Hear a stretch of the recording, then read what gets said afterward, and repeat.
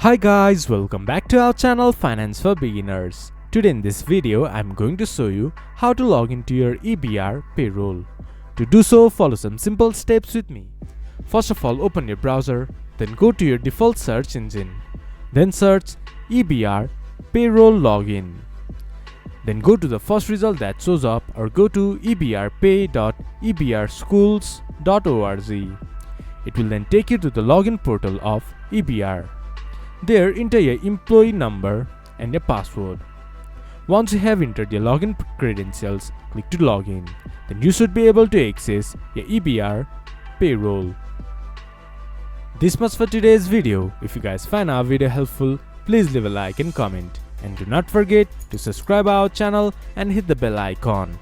I'll see you guys again in our next video. Thank you for watching.